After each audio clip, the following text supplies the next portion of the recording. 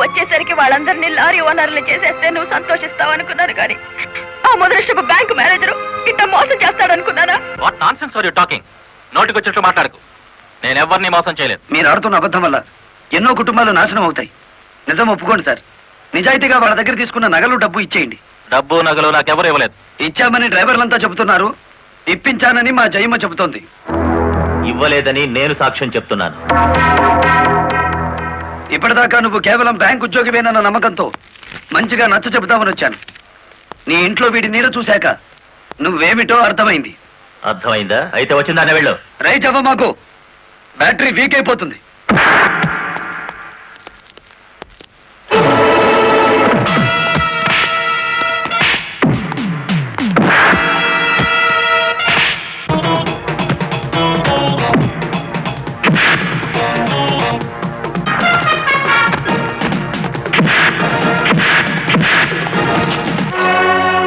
డ్రైవర్ల నగలు డబ్బు ఎక్కడ దాచావు?